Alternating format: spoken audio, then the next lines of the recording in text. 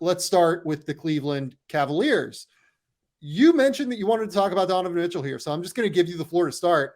What has impressed you with Donovan Mitchell thus far? And obviously he has the 40-point game last night and was so critical to everything they did in beating the Celtics. But I'll give you the floor on Donovan Mitchell before I could jump in here.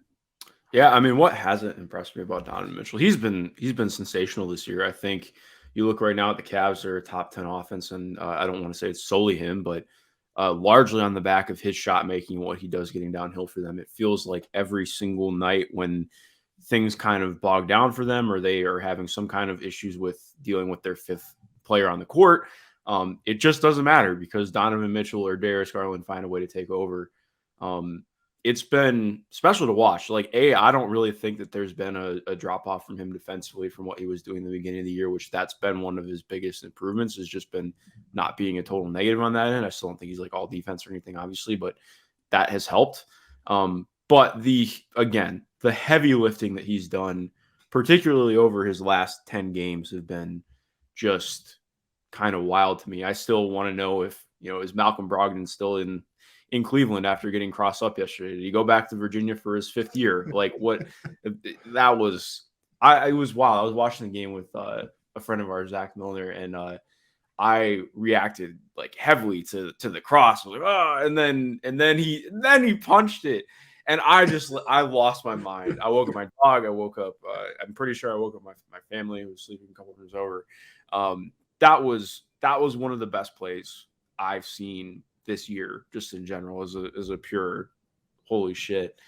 And I think, so much of the last couple of years of him in Utah have been like, oh, well, he's bombing away from three, and that's really been awesome. And like, obviously he mixes that in with what he does as attacking the basket, but I think it's at a different level with what he brings attacking the basket right now. Like, the pace and control he has attacking off the bounce has been something special. Like, his ability to just weave through traffic, seemingly always on balance, has been really impressive to watch.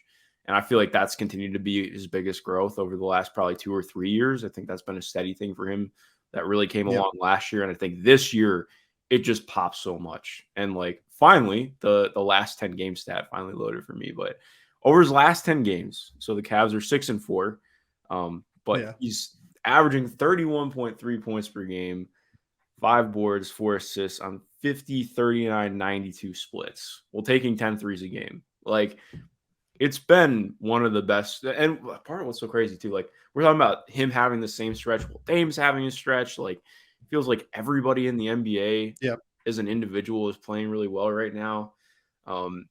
It's been a really special stretch. And like you mentioned too, like 3 40-point games in this stretch as well. It's been one hell of a year from Donovan Mitchell. And I would want to add to, he would make an all-NBA team for me right now, probably without question. It'd probably be third team, but I would not have to really think about that one too much. So yeah, I've honestly been wondering, has he been outside of Luka, if you want to call Luka a guard? Luka is amorphous in so many ways positionally. Has he been the second best guard in terms of consistency this year and in terms of impact in the NBA? Like, Ja Morant is obviously going to miss quite a bit of time here. It feels like maybe one game, maybe who knows? I don't know how long Ja Morant has been out. It feels like Taylor Jenkins, specifically after the game, said that it's unclear at this point how long he'll be away from the team. Stephen Curry has missed quite a bit of time, 2 separate stretches this season. Shai Gilgeous-Alexander has been great. I would certainly listen to a case for him. I would certainly listen to a case for Damian Lillard at this point.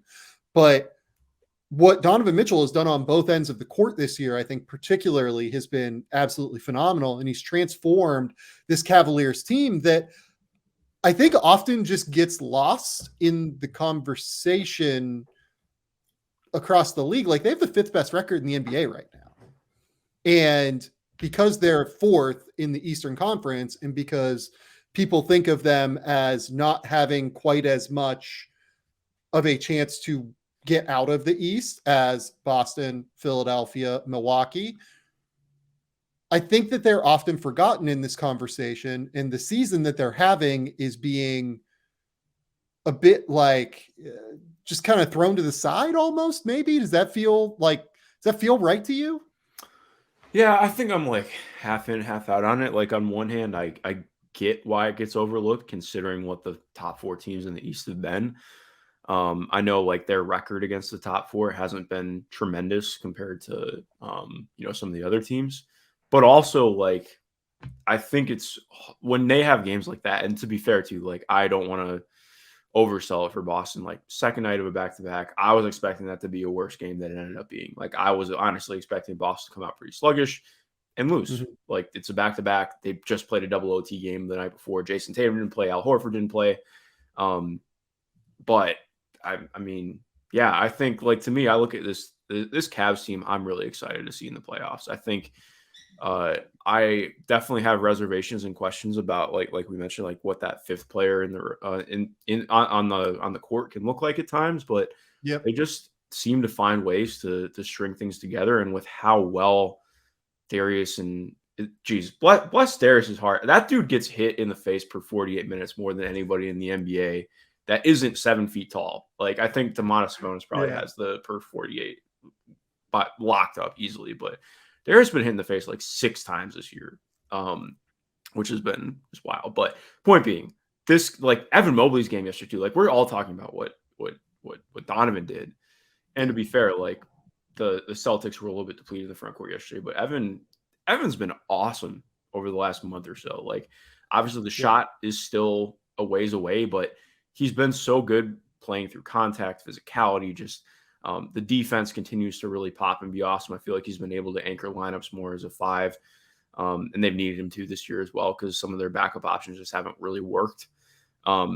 And it's just been really fun to watch this Cavs team. I feel like I don't have any crazy expectations for them, but they Yeah. feel like a team that could make some real noise in the playoffs with how well they're putting some things together.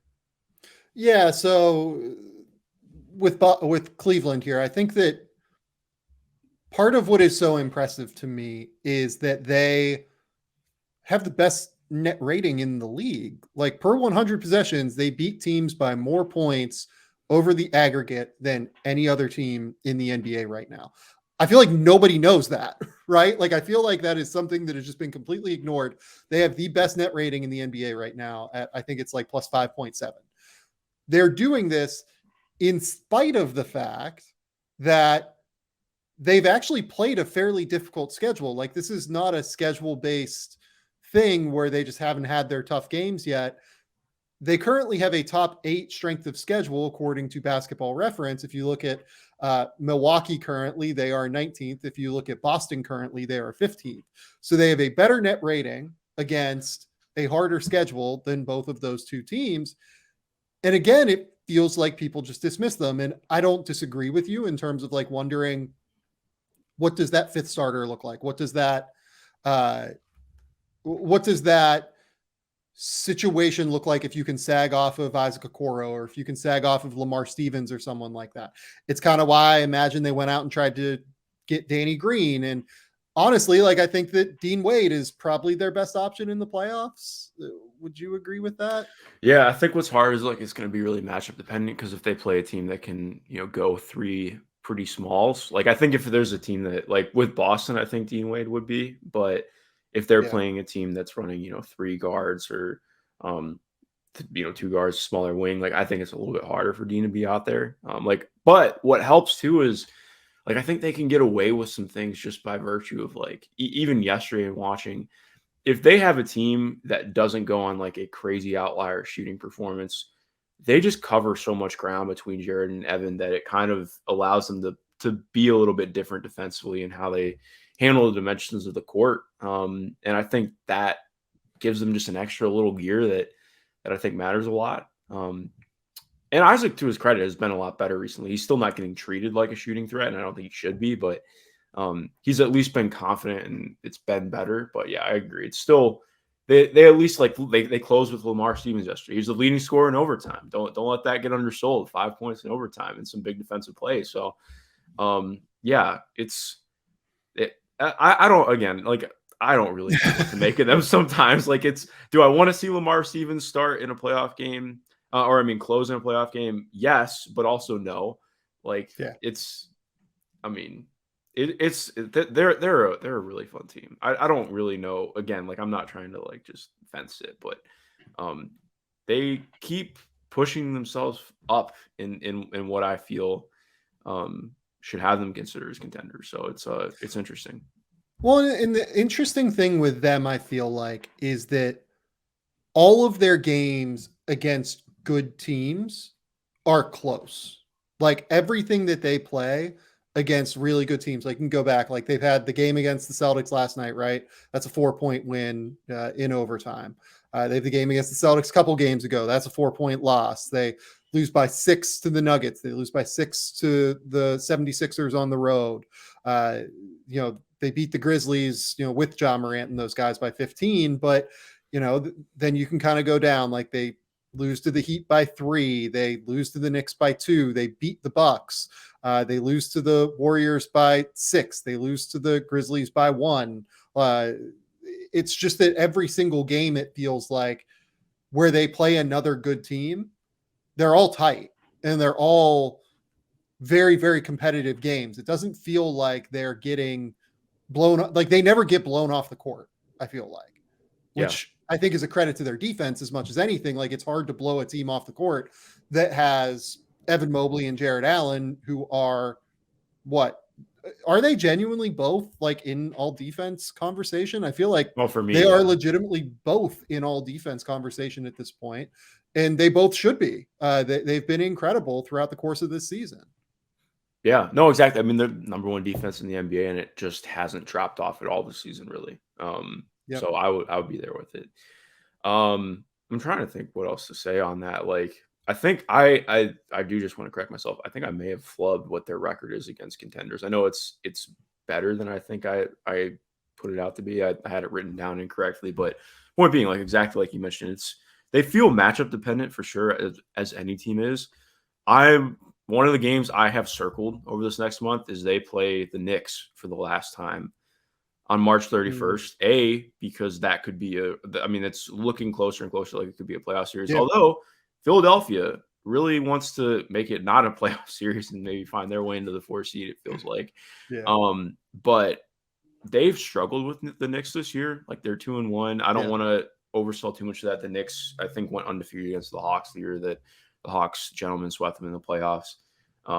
But like that's just the team that everything is about. Okay, draw 2, kick, shoot well, play really hard defense, be physical. Like I think that team has really, I don't want to say exposed something in them, but it's just a team that they've struggled to match up with. So I'm interested to see what that looks like again. Obviously, we're a ways away from that, but this team rocks. I enjoy them. Yeah, so they have great defense. They have genuinely great shot creation, right? Because of Darius Garland and Donovan Mitchell. I don't know, man. I feel like this is a more dangerous team than gets credit. I agree with you on the Knicks part. Like that Knicks matchup actually does feel very difficult for them, right? In a way that the Knicks can just kind of bludgeon them in a real way at the rim with guys like Julius Randle and with Mitchell Robinson, but they can also go small. They just have that lineup versatility and flexibility now with Josh Hart that I think is going to be able to potentially cause the Cavaliers some problems in the playoffs. But I mean, for the Celtics, right? Like the Celtics are at their best when they can play 2 bigs. In the Cavs are at their best when they can play 2 bigs, and their 2 bigs are better than Boston's 2 bigs. And it then comes down to what is the difference between Jason Tatum and Donovan Mitchell in a playoff series, and what's the difference between Darius Garland and Jaylen Brown in a playoff series. And I want to learn the answer to that question. I think Boston probably wins that series, but I at least think that there are schematic advantages and schematic differences that Boston could have problems with against the Cavs, at least. Yeah, no, I agree. And I think one thing I do want to say too, just as a random shot, I think there's been a little bit too much of like skepticism about Boston lately. Yes, they've gone through a little bit of a doldrum. They're 10-10 over their last 20 games. They've dealt with a lot of injuries. They've had guys in and out, and also like we just kind of see teams hit the gas a little bit. I mean, hit the brakes a little bit at times. Like if they're still playing like this a week before the playoffs, then yeah, I'll have more questions. But right now, like I get like Tatum has his bad games. I'm like, okay, but look at all the other things that do pop even when they don't have things going. Like I thought yesterday was one of Jaylen Brown's best games of the season. Yep. Seeing with some of the things that he put together. But yeah, exactly. Like Boston is still really freaking good. I feel like that's kind of been lost lately. It is interesting to me, and to close the loop on Donovan Mitchell now, and we'll move on to the Pelicans after this. It is interesting to me that we've seen more of the Donovan Mitchell craft stuff as a ball handler this year, in part because he's needed it, because that lane is just a little bit more crowded, right? Yeah. With Jared Allen, with Evan Mobley, and with the fact that their third guy on the court often isn't necessarily a high level shooter. But it feels interesting to me that when he had all of the space in the world in Utah, with all of the shooting, the rim running, everything around him, maybe he just didn't need to develop that part of his skill, or maybe he's had it and we just like didn't get a chance to see it. But you're 100% right what you said earlier. His craft and his footwork and his ability to play at pace in the mid-range now, and getting to the rim and being able to be an efficient scorer inside of the 3-point line, which is something that he has always struggled with throughout the course of his career. This is his career best season as a 2-point percentage finisher. He is like 2.5 percentage points better than last season, where he was 53%. He's at like 56% right now. And you look back through the previous 3 years, it was like 47%, 49%, 47%. This was a guy that had all of the space in the world, should have been able to finish at an exceptionally high level. Given the situation around him, you would expect those numbers to actually drop in terms of his 2-point percentage, but he clearly has gotten better in the offseason at using his footwork, using his pace. I think he looks stronger as well. Would you agree with that? Yeah, which is like kind of jarring to say. And I think part of that's like just the mix of general footwork and balance, but along with the strength too.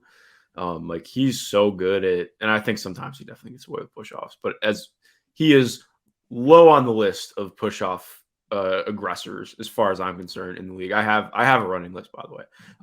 But yeah, he's been the strength definitely pops with him. Yeah, it's very, very, very impressive, the leaps that he's made throughout the course of this offseason, I think, as much as anything, right? Like, I think that it's clear he has gotten way better, and I think that this is a real leap, and I think we're going to see that in the playoffs. Like, I think that we have obviously seen Donovan Mitchell have incredible playoff series in the past. He has been someone, the series against the Thunder stands out like vividly in my mind, right? That Russell Westbrook, Paul George series where he just kind of took it to them. And then obviously the duel against Jamal Murray in the bubble was unbelievable. Mm-hmm. I think we're going to get another one of those. I really, truly do. And if he does that with this team around him, I wouldn't dismiss them, is all I'm saying. Like, all of the indicators in terms of metrics say that they are a genuine high level elite team in the NBA this season. And because of that, I think that you have a guy who has a proven track record in the NBA. You have a great defense. You have a proven track record as a closer in the playoffs. That feels like a lot of boxes that they have ticked to me. Yeah, no, I agree. And I'm very excited to see how it plays out, because this is a fun group. And like part of what's fun to think about too is how much they have moving forward to be excited about. I love Cleveland. Cleveland's pretty great, in case you weren't aware. Yeah, hot take. Guy who lives in Cleveland probably likes Cleveland. You're not even a Cavs fan, so I think we're good. I'm not. If they go back to the 07 jerseys, I'll be a Cavs fan.